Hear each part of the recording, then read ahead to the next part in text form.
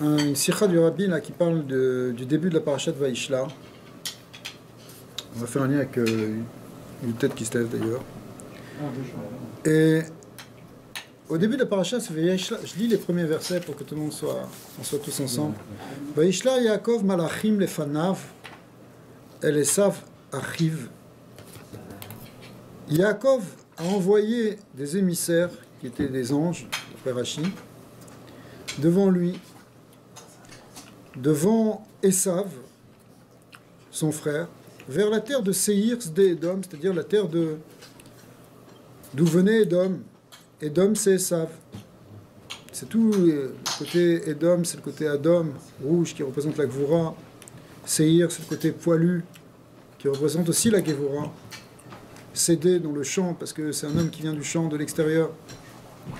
Veitzav otam les morts, il leur a dit, Kotomrou, le Adoni, les Esav ko amar avdecha Yaakov im lavan garti. Vous allez lui dire que ton serviteur Yaakov t'envoie ce message et que il te raconte qu'il a habité avec Lavan. Im lavan garti verchar adata, et j'ai attendu jusque-là, ça faisait 20 ans qu'il était chez Lavan. On sait, on l'a vu dans la paracha de la semaine dernière, ce qu'il a traversé chez Lavan, toutes les épreuves de ce rusé, ce ramaille, qui essaie de le tromper à chaque fois. Il a trompé avec sa fille, il a trompé avec le troupeau. Dans tout ce qu'il faisait, il essayait toujours de le voler. Mais ici, Yaakov Avinu, il envoie un message à son frère, il lui dit, tu sais, j'ai résidé chez Lavan. Ok, ça veut dire, on a besoin de Rachid qui nous dit, Im Lavan Garti, il lui dit, Lo Naasiti Sar Vechashuv et la guerre. J'étais comme un guerre. Garti, ça veut dire un guerre. C'est quoi guerre? Ça veut dire un résident. Ça veut dire aussi un converti, un guerre, mais, ou un étranger. Le mot guerre peut vouloir dire tout ça. Mais il veut dire ici, Garti, ça veut dire j'ai habité, mais j'ai résidé, comme un résident permanent, un résident temporaire. Pas un citoyen, hein, un résident. Alors du coup, ça vaut pas le coup que tu m'en veuilles à ce point, parce que, Albirkat Avicha, parce que je t'ai pris la bracha, soi-disant, de ton père. Parce qu'il avait, c'était quoi la bracha? Il m'a béni pour que je sois avec Gevir la Achira, que tu sois plus fort que ton frère. Mais c'est pas vrai, puisque j'étais juste encore qu'un travailleur immigré chez Lavan. Chez Aré, l'onit Kalima Bi. Ça s'est pas accompli, tu vois, cette bracha. Ça, c'est la première chose. Donc, il était juste résident, de passage. Et deuxième chat, qui a l'air complètement différent, mais qui veut non plus montrer la faiblesse de Yaakov, comme il vient de le dire, puisqu'il vient de dire, tu sais, je suis faible, ça vaut pas le coup que tu m'attaques. Au contraire, quelque chose qui veut montrer sa force, d'avoir acher garti begematria tariag, kelomar im lavan aracha garti ve tariag mitzvot shamarti. Garti, ça fait 613. 613, ça fait référence aux 613 mitzvot. Il dit, tu sais, j'étais chez Lavan, mais malgré tout, j'ai fait les 613 mitzvot. Donc, attention, j'ai une force, j'ai la force des mitzvot. Ne m'attaque pas, parce que je vais te protéger. Vélo la matim imaasav araim, j'ai pas appris de ces mauvaises actions, au contraire, je suis resté tzaddik. Alors, le Rabbi explique, il va parler un peu sur ce premier Rashi. Il dit, im lavan garti, mosiv rashi vetari mitzvot shamarti, ki otiot garti en tariak. Divrei Rashi, elu tavenin av'ar. En fait, ce que Rashi vient dire dans ce deuxième chat, il faut l'expliquer, parce que qu'est-ce que ça veut dire 613? De quoi on parle? Et puis, est-ce que c'est le pshat passou? Est-ce que c'est un pshat, ça? Je te dis, j'ai habité, et maintenant tu me sors une gematria. C'est très curieux, non? Alors Rachid dit, prenez, il dit comme ça. Ketsad bechol zot, mishtalev pirusha apashut shel amilat garti, shiu bemouvan shel gerut im adrashat shel tariak. Ok, le pshat, on l'a vu, c'est dans le premier pshat. C'est de dire, j'ai résidé. Quel rapport entre résider, j'ai habité, j'ai résidé chez Lavan temporairement, et le fait de faire 613 mitzvot? C'est deux choses qui n'ont rien à voir.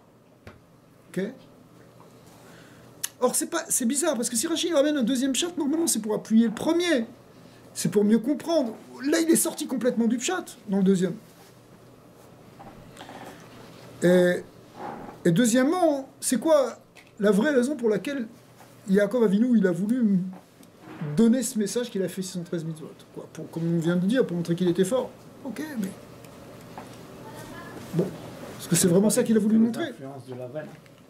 Mais qu'est-ce qu'il vient dire avec ces 613 mitzvot? C'est quoi le message ici, réellement? À la limite, qu'est-ce qu'il peut s'en faire Esav, s'il a fait 113 mitzvot? T'as fait 113 mitzvot, t'inquiète, t'étais religieux, c'est bon pour toi. Et si maintenant je veux m'énerver contre toi, je vais m'énerver contre toi. Il y a les tzadikim qui se sont fait attaquer.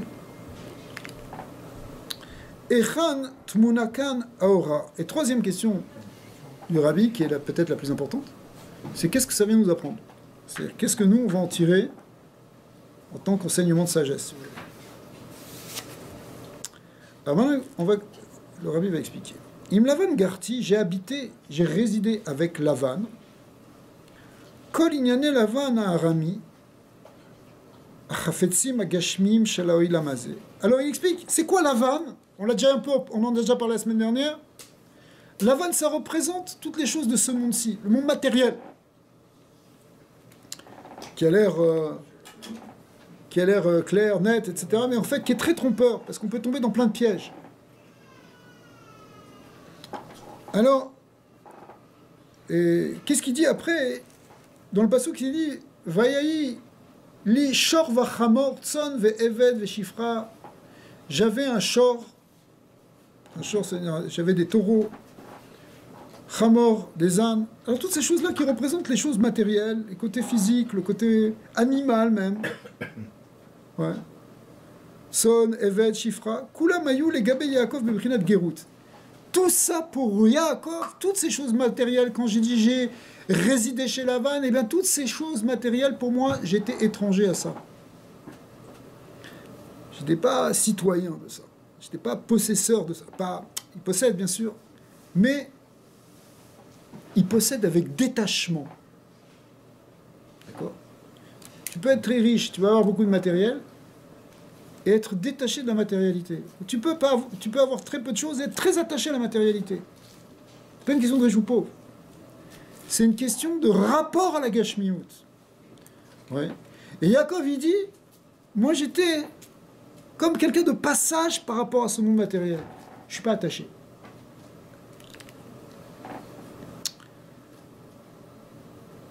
Ça, c'est pas en elou minyané shel Yaakov Avinu. Ça, c'est pas des inyanim de Yaakov, ça. Il est confronté à ça, il a cette réalité matérielle, mais c'est pas ça son essence. Les dido, rak neshama ve'atorah ve'amitzvot baitiyim lo ve'krovim ela. Ce qui est non plus une résidence, mais une maison pour lui, ce sont les choses matérielles, spirituelles. C'est les choses de la neshama, c'est la Torah, c'est les mitzvot. Ouais. Ça, c'est quelque chose où il se sent appartenir, où il est installé dedans. C'est ça c'est son pays. Je parle au niveau spirituel. Ouais. Alors que le monde matériel, c'est quelque chose où il est juste résident temporaire. Mashmaout zu, tsefuna gam bepasuk acher beparashat Hashavua, vaiven lo bait ou les mikneu asasukot, que quand il est parti, après c'est beaucoup plus tard, quand il a traversé ça, après il s'est installé là-bas, à Sukkot, et lui il s'est construit une maison, et pour son mikné ça veut dire son troupeau, mais l'étymologie du mot mikné ça veut dire sa possession, c'est-à-dire ce qu'il a, son avoir, ses objets, ouais. Son matériel. C'est sûr que pour un berger essentiellement c'est ses moutons, si tu veux. Mais effectivement son matériel, et bien pour ça il a fait des Sukkot, des cabanes. On imagine, il fait des cabanes, des abris pour ses moutons. Mais ça veut dire que pour ce qui est de l'ordre du matériel symboliquement, c'est pas une dirat keva, c'est une dirat arraï, c'est quelque chose qui est juste du temporaire. Comme une soukha, tu fais ça pour une semaine, ça tient pas. Alors que pour lui, et lui il représente maintenant ce qu'il est réellement, c'est-à-dire le côté spirituel, le côté neshama, ça il faisait une maison. C'est-à-dire que le côté spirituel, ça c'est installé pour lui.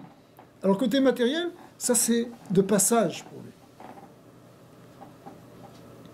Donc là, Tzmuto, Aneshama Veinyana, Bana Veichan Dirat Keva. Là, c'est une Dirat Keva.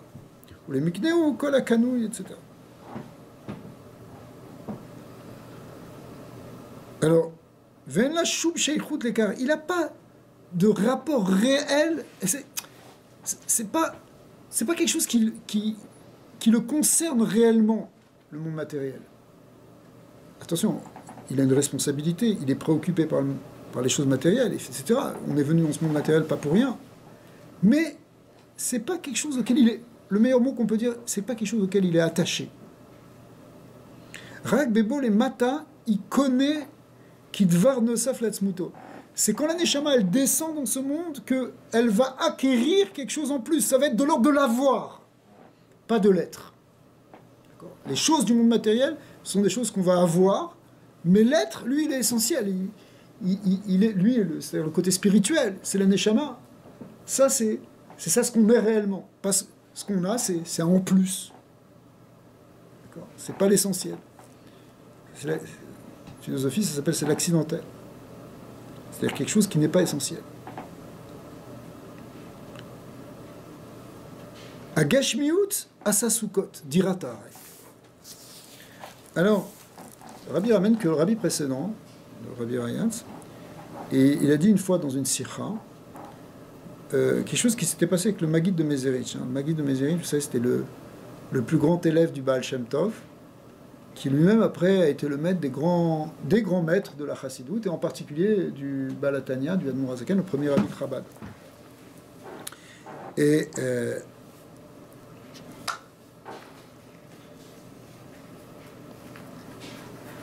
il a dit comme ça, Babaït, Shone Adavar. Dans une maison, c'est différent. Il dit pourquoi ? Parce que c'est une expression pour expliquer que, en général, tout le monde aime avoir une belle maison. On veut avoir une maison qui est bien, on essaie de bien l'arranger, soit bien, que ce soit agréable à vivre. Bon, on va vivre dans un taudis. Ouais. Mais quand on est de passage, quand on est juste en transit, on peut se suffire de quelque chose de moins bien. On sait qu'on va dormir une nuit ou deux, c'est pas tout le confort qu'on a peut-être chez soi, mais ça on accepte. Pourquoi on accepte ? Parce que c'est de passage. Alors, il a dit, nous dans ce monde, en fait on n'est que de passage. On est en voyage. Shama, elle vient, elle passe dans ce monde, elle repart. D'accord ? Donc on est de passage, donc en fait quelque part, on n'est pas obligé d'être polarisé par le fait d'avoir des bonnes choses matérielles tant que ça. D'accord ? Il y a pour le kavod d'Hachem, d'avoir une maison agréable, d'inviter les invités, etc. Bien sûr, tout ça, c'est ça. Mais encore une fois, c'est un problème d'attachement. Hein. On n'est pas dans le problème ici du détail de la chose ou de la quantité de la chose. Mais sur quoi tu te polarises ? Sur quoi tu penses ou tu crois que la chose est essentielle. Encore une fois, c'est pas ça l'essentiel. C'est des choses qu'il faut faire avec attention, etc. Il y a une responsabilité. On n'est pas irresponsable par rapport au monde matériel. Mais il y a une question d'essentiel et de ce qui est simplement de passage. Ah, peut-être passage, voilà, on était en voyage là. Ok, c'est pas comme moi. Pas un problème. Ça passe. Alors, car Yovan a Kesher ben Pirouche Apashut shel Mila Garti les Drashato shel Rashi. Alors maintenant, on va comprendre le lien en fait entre les deux explications qu'a donné Rashi. C'était d'un côté, il a dit j'ai résidé de manière temporaire chez Lavan et j'ai rien gagné, vraiment, d'accord. Quand je dis j'ai vraiment, ça c'est qu'idéal savent, ça veut dire je me suis pas vraiment complètement développé dans ça. Et d'un autre côté, le fait que j'ai fait les 613 mitzvot. Alors, c'est quoi le lien ? Eh bien, chez Ken, Rak mitor azarut le gashmiut ha'olam mitva sheret shmirat medukdeket shel tarek mitzvot. Le Rabbi dit quelque chose de très fort. Il dit, si on veut vraiment faire les 613 mitzvot et bien les faire dans leurs détails, il ne faut pas être attaché au monde matériel. Encore une fois, ça ne veut pas dire que on vit sur une montagne comme un fakir, okay, comme un parouche, mais si t'es complètement, si toute ta préoccupation, c'est uniquement le monde matériel, ça va prendre ton énergie pour faire les 613 mitzvot. Ouais. Alors que si tu es dans le monde matériel avec un certain détachement, eh bien, tu as le cœur libre et le champ libre pour faire les mitzvot.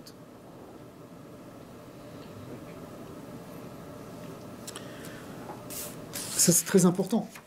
C'est très important parce que où est-ce que tu mets toute ta réalisation?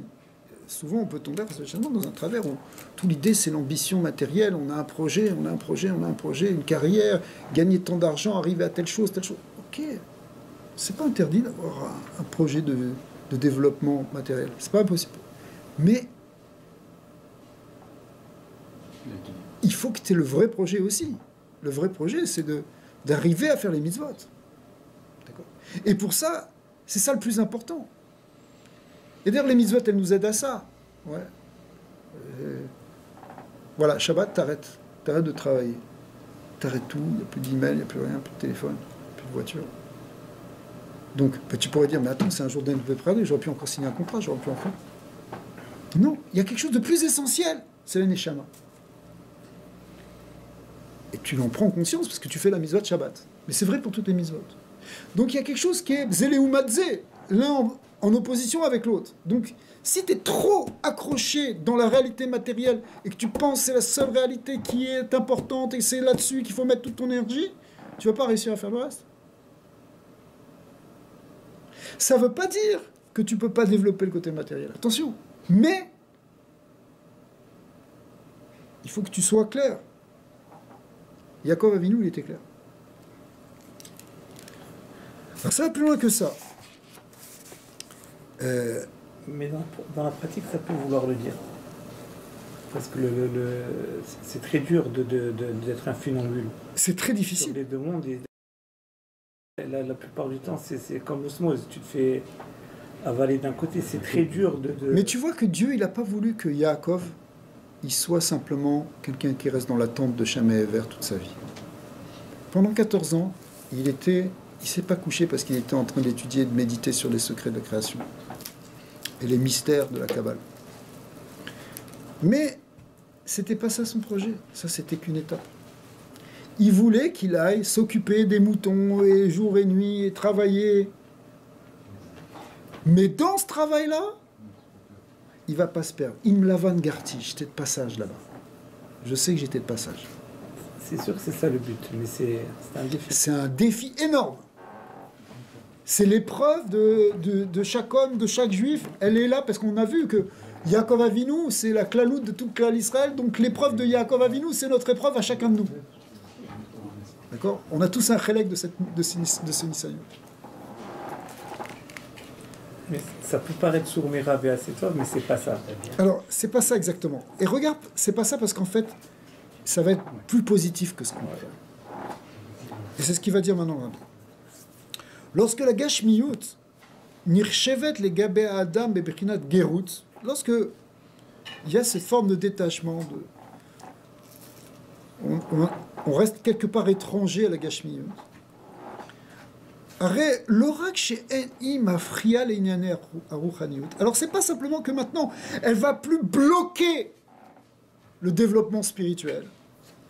Et là,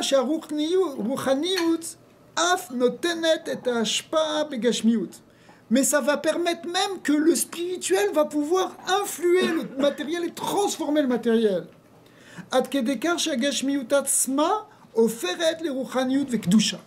Jusqu'à un point que finalement, même le côté matériel, il va devenir spirituel, il va devenir sacré. Il va rentrer dans la Gdusha. Tu vois ça chez les tzadikim, tu vois des... Alors, ok, ils sont dans la Gashmiut, mais même l'autre, mais toute la Gashmiut, ça devient Kadosh.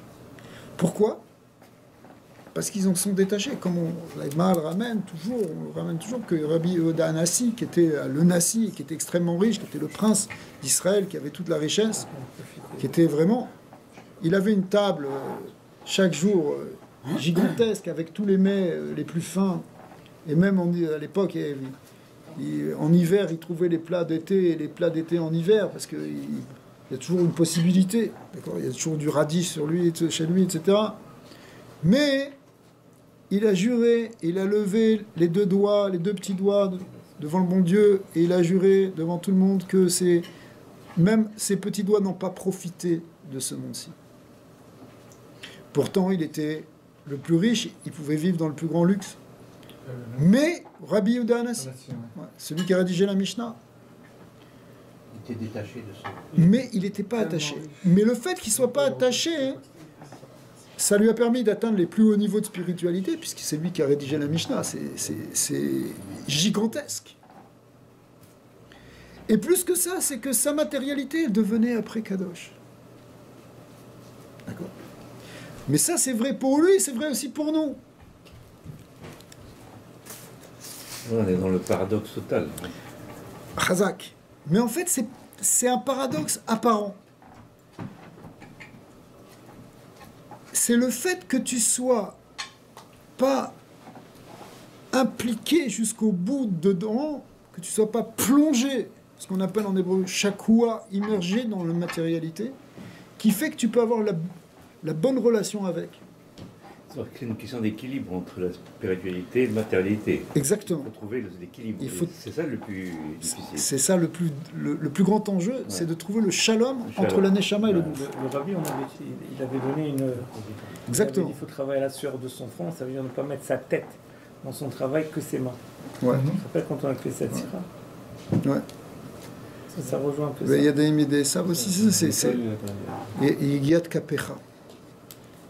C'est ça veut dire... C'est une question d'équilibre. Mais l'idée, c'est dans l'équilibre, ici, c'est où est l'essentiel. Il faut trouver un équilibre. Mais c'est pas seulement l'équilibre, c'est qu'il faut que... Où est-ce que tu mets toute ton énergie? Où est-ce que tu mets toute ton essence, toute ta force, toute ta croyance? Dans quoi tu le mets? Est-ce que c'est dans le monde matériel ou c'est dans autre chose, dans le monde spirituel? Si tu mets dans autre chose, dans le monde spirituel, tu vas pouvoir avoir un rapport à la matérialité qui va être peut-être plus efficace même. Parce que tu vois des gens, par exemple, qui sont là, et le matériel, et le matériel, et le matériel, et ils peuvent se détruire la santé pour ça. Tu sais, on dit dans Shema Israël, ils peuvent se détruire la santé, ils peuvent détruire leur famille, les gens, ils brisent leur couple pour la recherche de l'argent. Ils passent à côté de l'éducation de leurs enfants. On peut voir plein de choses comme ça parce que des gens, ils ont dit il faut faire de l'argent, il faut faire de l'argent. Ok, c'est la réalité, la parnassa, et c'est ça, et c'est ça. Et où c'est ça? Mais c'est pas le tout. En fait, le problème, c'est la société où on vit qui te pousse Ouais, alors ça... à évoluer, à progresser dans ta vie, d'avoir donné le confort à tes enfants, à créer... Mais ça, je suis d'accord avec vous, sauf que depuis l'histoire d'Avraham Avinu, Avraham Avinu, il a appris à aller contre le sens courant de ce qu'on appelle la société de nos jours, qui était déjà à son époque, à l'époque de Nemrod et de Avraham, où tout le monde était dans une vision idolâtre et il fallait faire comme ci, comme ça. Avraham Avinu, mais il a dit mais votre système est complètement dingue. Il est allé à l'encontre de tous. Hébreu, ça vient du mot Ever. Ever, ivri. Un ivri, c'est un hébreu. Ça veut dire quoi? Ever, ça veut dire celui qui a passé de l'autre côté. Avraham Avinu, il est passé de l'autre côté de la rivière. D'accord? Il est allé en sens contraire. Tout le monde descend la rivière, lui il remonte, comme les poissons, comme les saumons. Donc, il remonte. Et ça, c'est le Ham Israël. Le peuple juif... On est à contre-courant, en fait. On va à contre-courant. On le paye cher, mais on va à contre-courant. On paye très cher. Ouais. Contre le Coran. Non, à contre-courant. C'est pour ça que dans la Torah, il y a juste Abraham, Abraham, Noah, Moshe qui sont ambitieux. Oui. La Torah. Oui. Parce qu'ils ont deux-trois été à contre-courant. Abraham, il a rentré la dit d'Hachem, un seul Dieu. Noah, il a ramené l'humanité contre tout le monde. Moshe Rabbeinu, il s'est sauvé de Paro de tout le monde, il a cette injustice dans ce monde. Exactement. en fait, c'est un compte courant de la pensée sociétale, mais c'est pas compte courant de la pensée divine, puisque la parnassa vient de Dieu, elle vient pas de notre travail. Donc c'est en amenant tout ça qu'il ça. Sauf qu'il y a l'illusion que ça vient aussi par nos efforts. Et le pire, c'est qu'il faut qu'on fasse des efforts. Mais maintenant, comme tu disais, l'effort, avec quoi tu le fais? Mais même l'effort, à un moment donné, il faut qu'il soit... Parce qu'après, il tourne dans le vide.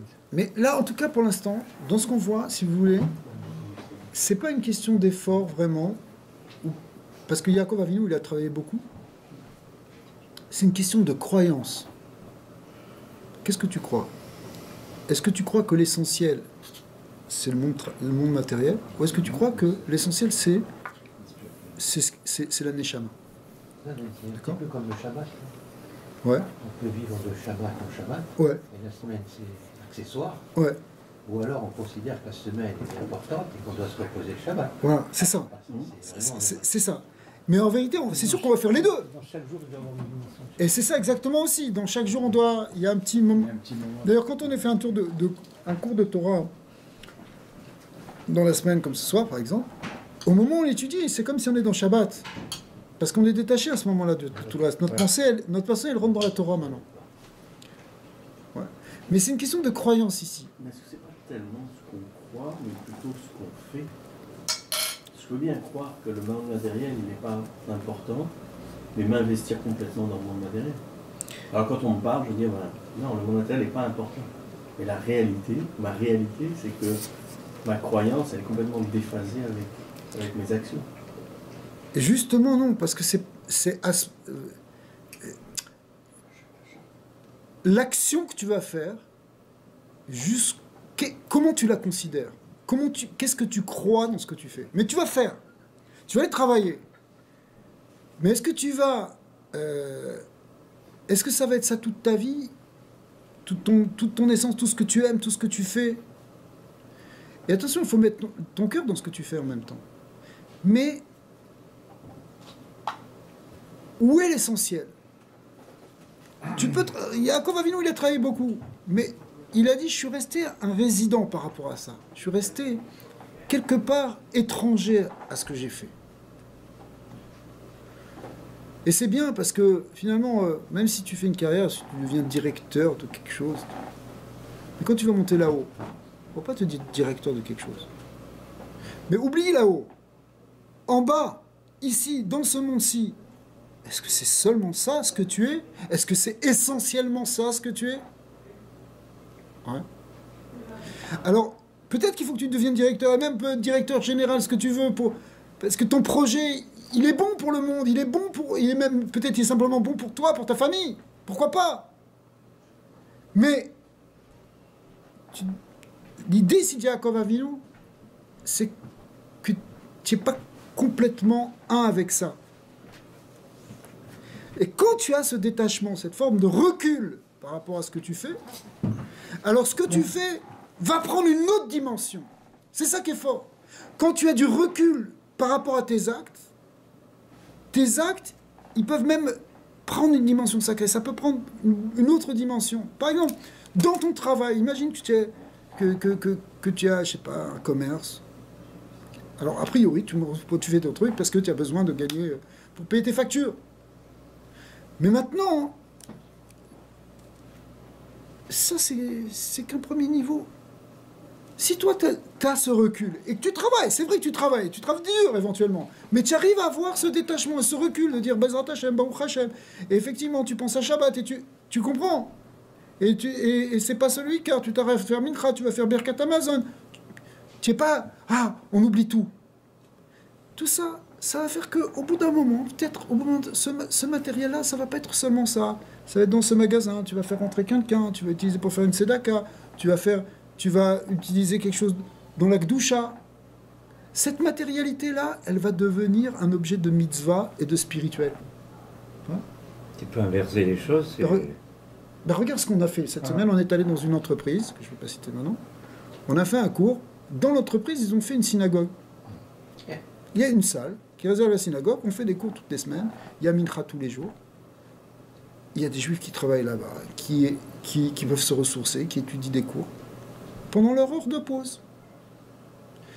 Alors, au départ, les gens qui ont fait cette entreprise, ils l'ont fait parce qu'il fallait faire un travail, parce qu'il fallait gagner sa vie. C'est un gagne-pain. Mais le fait qu'ils ont vu que c'est pas seulement ça qui compte, faire de l'argent, et être capable de prendre ton local, mettre de l'électricité, prendre du temps, investir, amener des gens, etc. Mais le fait que tu fasses tout ça, ça donne une autre dimension à cette entreprise. Ça fait que cette entreprise, maintenant, elle devient aussi un objet de mitzvah. Quand toi, tu ramènes de l'argent pour faire tu fais aussi de la tzedaka, tu fais des choses comme ça, c'est plus simplement un gagne-pain. C'est un objet de mitzvah. Mais ce catalyseur de conscience, Ouais. c'est d'avoir notre petite conscience que tout vient d'Hachem, la Emouna. C'est ça, cette prise de conscience, ce recul, Ça- comment tu le prends. Disons, de cette manière, moi, je suis limité. Mon apport, il s'arrête quelque part. Et là, après, c'est Effectivement. Hachem. Donc, ça sert à rien de... C'est pour ça que c'est une question de croyance, parce que la Emouna, c'est une question de croyance. C'est ça. Tout à fait. Tu donnes- Mais ce c'est la recul, donner Emouna la part à Dieu. que derrière le monde matériel, il n'y a pas que le matériel. Et derrière notre corps, il n'y a pas que notre corps. Il y a quelque chose de beaucoup plus important finalement. D'accord ? Ouais, mais plus tu te mets vers le côté du spirituel, plus tu délaisses le matériel. Jusqu'à où tu dois délaisser C'est ça, c'est la limite, on ne sait pas à quel moment on doit basculer. Parce que C'est une question d'équilibre, en fait. Bon, je vais C'est toujours étudier pareil, une on heure revient à de plus l'équilibre. encore ce matin, il va venir au bureau à midi, il va arriver, il va rester 2 heures, il va dire bon maintenant je vais étudier parce que de toute façon j'ai la Emouna et je vais faire Moi, ça fait longtemps que j'ai posé la même question à ton père et il m'a répondu Derechat Teva pour la majorité des vents, mais sauf, il faut être comme Rabbi Shimon. Non, mais Qu'à la fin, ça vient quand même. C'est ça que tu m'avais répondu. je sais pas, mais c'est peut-être, je sais pas, mais l'idée, Ça, c'est ce que l'idée, tu c'est m'avais que Qu'à il la faut- fin, de ces manières, en absolu, ça marche, ça. oui, mais non, oui, mais là c'est pas, mais Hein dur de... Non, il Non. faut avoir la Emouna. oui, le problème c'est comme ça, c'est que ce que tu poses comme question, c'est une question aussi qui est connue aussi chez les Baalei Moussar, où il faut faire attention entre augmenter le spirituel en faisant attention avec justement cet équilibre dont tu parles, et d'un autre côté, un risque de fuite des responsabilités et rentrer dans une forme de paresse par rapport au travail en disant bon bah c'est bon, je vais aller étudier au moins. Ça, c'est sûr. ça. Exact. Et ça c'est un risque. Ouais. Mais Ça, la limite, elle est. C'est à un risque. franchir. C'est un risque, mais je vais te dire, c'est pas le plus grand risque qu'on voit en général. Ça existe, il y a des gens qui tombent dans ce piège, qui se laissent aller, mais Le risque, c'est le contraire. mais en général, on donne la priorité beaucoup plus au côté matériel et on délaisse le côté spirituel en disant je peux pas me permettre, il faut que je travaille, il faut que je fasse ci, il faut que je fasse ça, il faut que je fasse ci, je fasse ça. C'est possible. Et alors quand est-ce que tu étudies ? Bah, du coup, tu n'étudies pas. D'accord ? Et là, l'équilibre, il est pas respecté non plus. Et beaucoup pire. Beaucoup plus. Parce que finalement, le côté spirituel, il prend très très peu de place. Donc, il faut qu'on arrive à trouver l'équilibre. Et éventuellement, ça peut bouger aussi par rapport au moment de la vie. Regardez, dans la vie de Yaakov Avinu, il y a eu des moments où il a fait que étudier. Après, il y a des moments où il a fait beaucoup plus travailler. Après, c'est revenu, etc. Donc, il y a aussi des périodes, c'est évident. Mais même dans les périodes où on travaille beaucoup, on doit garder une place pour être Kovea, Zmanim, la Torah, fixer des temps d'études. Il faut aller à des cours de Torah. Il faut prendre du temps, étudier. Aujourd'hui, on a tous les moyens, on a tous les livres, toutes les traductions. toutes C'est-à-dire les que choses. la journée a 24 heures. Donc pour dispatcher les heures, ils donnent 8 heures de sommeil, 8 heures de travail. Oui, mais il y Qu'est-ce a qui une, reste une question de motivation Il personnelle. reste 8 heures d'études. 8 heures d'études. C'est comme ça que le dit le Rambam. Mais c'est exactement ça. Il dit 8 heures de travail, 8 heures de sommeil et 8 heures d'études.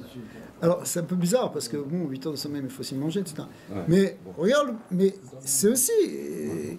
Et combien de temps tu vas passer à regarder des feuilletons à la télévision ? Combien de temps tu vas passer à regarder des informations ? Ah, il faut être informé. Combien de temps tu passes pour les informations ? C'est Tu pas- comprends ? ouais. C'est des choix à faire. Ça veut dire, il faut être informé. Mais c'est aussi. Ça aussi, tu peux dire que c'est une ruse. Où, en fait, compte, tu es bien content de regarder un spectacle pendant une demi-heure, le journal télévisé. Ouais. D'accord ?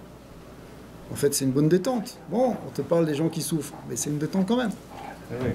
C'est-à-dire on vit dans une. Voilà, je suis un peu cynique. Ouais. Mais ce que je veux dire, c'est pas ça le point. Le point, c'est que si on veut trouver du temps pour l'étude de la Torah, on peut en trouver. C'est pas vrai. On a plein de temps en vérité. On a beaucoup plus de temps d'ailleurs que d'autres générations qui étaient obligées de faire des 14 et 15 heures de travail par jour pour juste avoir de quoi manger. Des gens qui étaient obligés de travailler dur. Et il y a encore des pays où il faut marcher pendant des heures pour aller chercher de l'eau, aller et au retour. Nous, on ouvre un robinet.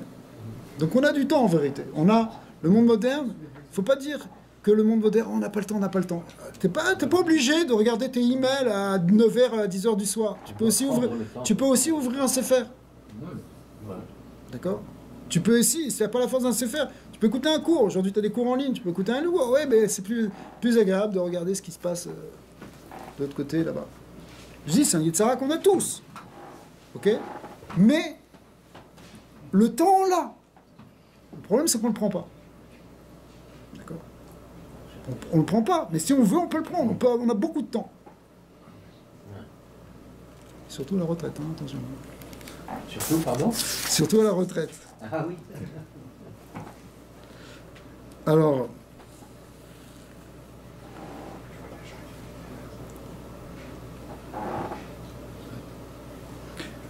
après ça, le côté matériel, il peut être élevé, comme c'est marqué, effectivement, il y a une allusion ici, c'est une explication un peu racidique, comme c'est marqué, Vayili, Ishor, Vachamor, Tson, Ve'eved, Ve'shifra, j'ai eu donc des troupeaux, j'ai eu des servantes, etc. Et c'est marqué, Vayili, li, ça veut dire maintenant, Nirchevet, Kesha, Yechim, la Tzmuto, chez Yaakov, Ve'enyano, Ve'ekari. C'est-à-dire qu'après ça, le matériel, il rentre donc dans un niveau spirituel, comme on a dit, ça peut être élevé vers quelque chose de spirituel, ça peut devenir même quelque chose qui rentre dans le niveau de l'essentiel. Pas de l'essentiel où on ne peut pas s'en passer, mais de l'essentiel au sens où ça rejoint le niveau de la Neshama. À ce moment-là, c'est effectivement, Taparnasa, etc., c'est des mitzvot. Et les mitzvot, ça, oui, ça c'est essentiel. Et c'est pour ça qu'on retrouve le Garti, qui veut dire les 613 mitzvot. Alors, il y a un Midrash qui dit, dans Midrash Rabbah, c'est marqué que sur le verset Ve'ili Shor Ve'chamor, ce Chamor, c'est quoi Chamor? L'âne. Il fait référence, oui, mais ici, le Midrash, il dit Chamor Ze Meler HaMashiach. Yaakov Avinu, quand il lui dit j'ai un Shor et un Chamor, j'ai le Meler HaMashiach. D'ailleurs, c'est marqué dans le Rama Mipano, il me semble, que Shor et Chamor, ça fait référence à Mashiach ben Yosef et Mashiach ben David. Mais le Midrash Rabbah, il dit déjà c'est Mashiach. Chamor, c'est Mashiach. Effectivement, la venue du Messie, elle dépend de ce qu'on appelle dans la Chassidut Avodat Abirurim. On va expliquer ce terme. Avodat Abirurim, c'est-à-dire, aller d'écart chez Kol Israël, mais varer ou mes aker et goufo, nafshu abahamit, vechelko baoilam, ou menatzel otam likdusha, areu mamshir et agluim sheleati. Comment est-ce qu'on peut amener Mashiach? Vous savez comment on peut amener Mashiach? En travaillant sur soi. Ça, c'est la première étape. La première étape, si on veut transformer le monde, c'est déjà de se transformer nous-mêmes. Et une grande partie du sens des mitzvot, c'est ça. C'est que les mitzvot, d'ailleurs le Rambam le dit, c'est quelque chose qui nous transforme, qui change notre nature, parce qu'au lieu qu'on soit simplement des êtres physiques proches de l'animalité, on va devenir de plus en plus raffinés, de plus en plus fins, parce que on va travailler sur notre nature, on va se contrôler. Par exemple, les lois de la cache-route, eh bien, au lieu de manger n'importe quoi, tout ce qui nous passe sous la main, on va faire attention, on va être attentif, enlever ceci, enlever cela, pas manger une petite bête, pas manger du sang, etc. Pas mélanger, cachériser. Toutes ces choses-là, c'est un travail sur... En même temps que tu travailles sur ces aliments extérieurs, tu travailles sur tes propres désirs. D'accord? Donc tu travailles sur ta nature. Ouais. Tu affines ta nature. Tu fais un birou de ce qu'on appelle un birou, ça veut dire tu vas affiner, éclaircir ton propre rapport à la matérialité, ce qu'on appelle ton effet Shabbahamit, ton âme animale, ton corps. Et en faisant ça, eh bien ça amène plus de sainteté, et donc ça amène finalement le souffle messianique qui va venir. Veze muvano à la kesher ben apsukim imlavan garti. Donc on comprend maintenant ces deux psukim qui disent que j'ai habité avec Lavan, enfin j'ai résidé avec Lavan sous forme de 613 mitzvot, et j'ai eu un shor et un chamor, mishum chez les Gabé Yaakov, ayu advarim ageshmiyum bebrinat gerut, ve shimshu kelim, ve dira l'elokut, garti, ayahu mitzido mouchan, les kabbalat pne mashiach ve chamor. C'est-à-dire que le fait qu'il a fait tout ce travail de détachement et d'affinement, etc., c'est ça qui permet d'avoir le shor et le chamor, c'est-à-dire le Mashiach. La reine Shalach Malachim l'Esav. C'est pour ça qu'il a envoyé maintenant des anges, ou des émissaires, qui étaient des anges à Esav. Le dia Asher Abiruim Amutalim Alav, c'est-à-dire sur lui, Yaakov, sur ce travail-là. Botsao ve'irihu ve'reu mukhan lekabal pnei Mashiach. Il a dit, moi ce travail je l'ai fait chez Lavan, j'ai fait ce travail des 613 mitzvot, qui fait ce birou, qui fait cet éclaircissement, cet affinement, etc. Maintenant je suis prêt à recevoir Mashiach. Hein? C'est le passage chez Lavan, il représente aussi le passage de la galoute, et on arrive après, ça y est, on est prêt à recevoir Mashiach. Mais chacun à notre niveau, évidemment, aussi. Donc le fait que les choses matérielles étaient Bekinet Gérout, comme c'était des Kélim pour Elokut, alors il peut recevoir Mashiach. Ou la Khench, ouais. Donc il lui a dit, pardon, excusez-moi, il lui a dit que ça, lui, il a fait son travail, il peut recevoir Mashiach. Mitor anacha chez Gam Esav ino be matzav chez l'achar abirou ve chez Gam itzido efsharit hageoula. Donc aussi, c'était un message à ce moment-là qui est un peu plus, qui va un peu plus loin, qui est de dire que le fait qu'il a fait ce travail, en fait, il a préparé même le monde, il a préparé même, c'est-à-dire le monde d'Esav, à recevoir la Géoula. Alors les Malachim, ils sont revenus, ils ont donné une réponse, parce que quand on voit un émissaire, l'émissaire, ils doivent donner un compte-rendu. Banu el Achicha, ils ont dit, on est venu chez ton frère, El Esav, Kelomar, Nishlachanu al yadecha le Achicha, v'marshava shiu kamocha, mukhan legeula, aval banu el Esav, usharu yadayim b'masav shel kodem habirour. Toi, tu as pensé que parce que tu avais fait le birour, tu as envoyé ce message à Esav, que peut-être lui aussi il avait fait ce travail-là. Mais non, il reste toujours Esav. Ça change. C'est pour ça que la Géoula n'était pas encore prête. En fait, la Torah, elle, c'est un message. On avait vu on voulait. La Torah, c'est un message qui est éternel, qui est vrai pour chaque Ben Israël, qui est vrai dans chaque génération et dans tout endroit. Et voici l'enseignement que ça nous donne. Un juif, il doit savoir que chez Gam im et Bechinat Asviva et Bechinat Olam, même si dans le monde qui l'entoure, dans la société, l'Oraou Yadaim chez Tavo à Géoula, on a l'impression que la Géoula, elle n'est pas prête. Elle est prête, la Géoula, là, avec les gilets bleus, là.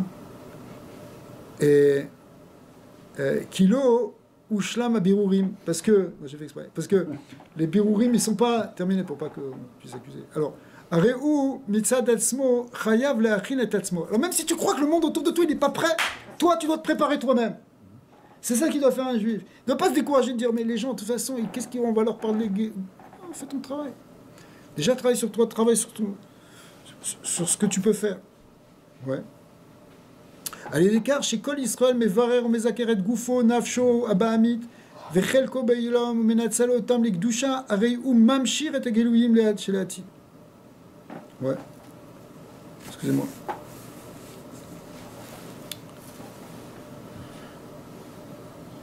Donc, Areu, Mitzadatzmo, Chayav, Leachin, et Etzmo. Il faut se préparer soi-même. Et la Hana qu'on doit faire, la préparation, c'est quoi? C'est Imlavan Garti. C'est d'arriver à ce qu'on a dit sur une malvadie, à Yedia, à Birour, à Broura, à Cher Kol Haolam Hazeh Umlo'o, Enam Ela Bedargat Garti, c'est-à-dire encore une fois ce détachement. Ger Anochi Baaretz, j'étais étranger sur la terre. Ger Anochi Baaretz. Si quelqu'un il comprend qu'il est Ger Anochi Baaretz, qu'il est que étranger sur cette terre, il est de passage, il est étranger. Il est résident temporaire. Quand on monte là, on devrait dire oui. Imlavan Garti. Oui, mais c'est ça, Imlavan Garti, c'est ce qu'on va dire là-haut. Kol hachaim shel yemei shenotenu, bahem shivim shana veim begvurot shmanim shana, veyu yamav mea ve'esrim shana, même si on vit 120 ans, enam bebechinat Garti, ça reste que Garti. Ve'az en agashmiut me'ave afriya lerochaniut. Ok, donc ça c'est la conclusion de ça. Et je sens que vous êtes un peu déprimé de ce cours. Parce que vous dites, mince alors, ça avait l'air sympa d'être dans ce monde matériel, et voilà qu'on te dit qu'il faut y être un petit peu étranger. Au contraire, ça lui donne un sens. Alors, en fait, il faut comprendre, parce que la philosophie, enfin, l'idée forte de la chassidoute, c'est que le spirituel, comme le matériel, ils viennent d'Hachem, ils viennent de Dieu. Et tout vient de Elokut. Dans la Kabbalah, ça s'appelle Shemma, Shem Ben. Tout vient de Dieu. Sauf que, au départ, on ne le voit pas comme ça, parce qu'on voit la matérialité comme une réalité entière. Et finalement, elle reste très frustrante, cette matérialité.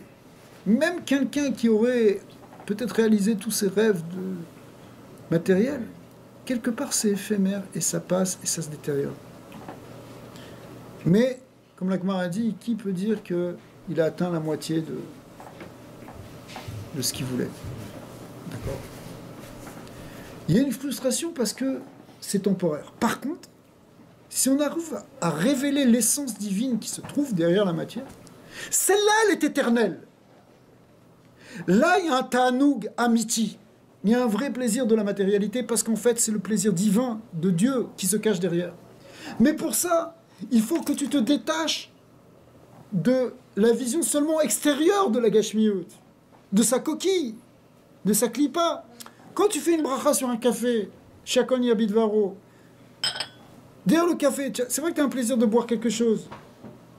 Mais c'est pas ça qui compte, fondamentalement. Ce qui compte, c'est l'attachement que tu as avec l'étincelle divine qui se cache derrière toute chose, y compris derrière ce café, et qui va être intégré dans ton échama quand tu vas faire la bracha.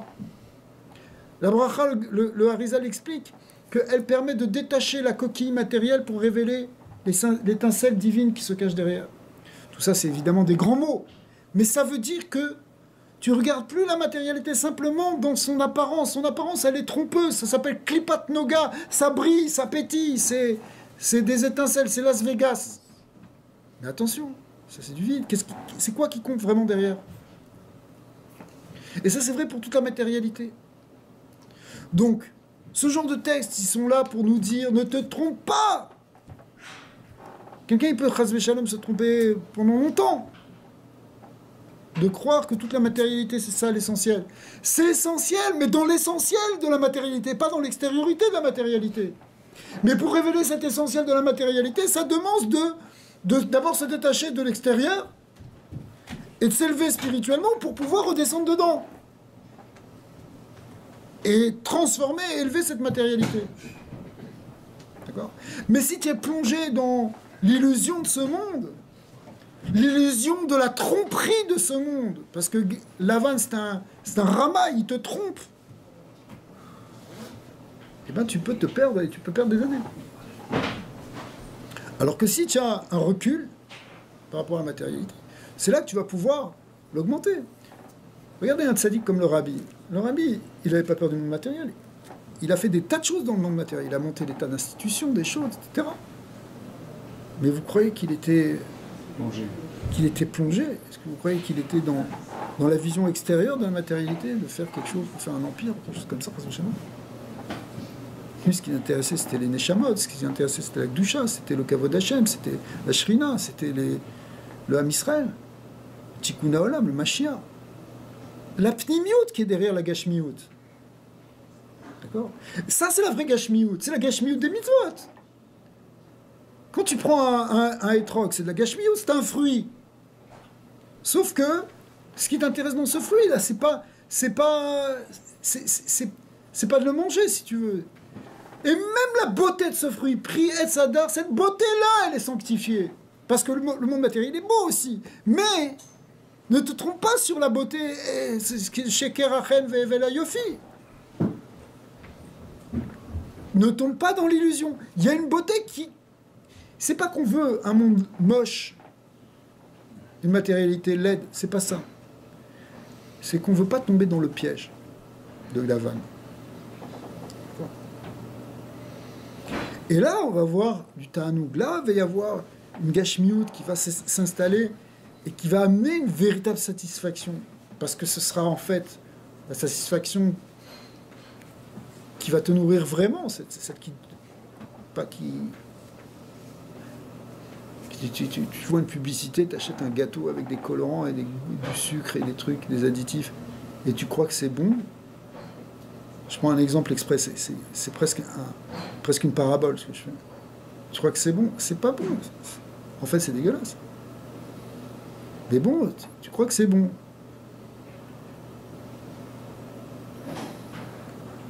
Dans cette parabole, il faudrait... Qu'est-ce qui compte? C'est plus les vitamines, c'est ça qui compte. Ouais, mais les vitamines, ça n'a pas de goût. C'est pas vrai, la gashmiout, elle peut avoir un goût. Il y a un ta'anoug dans la gashmiout qui est élevé au niveau de la mitzvah.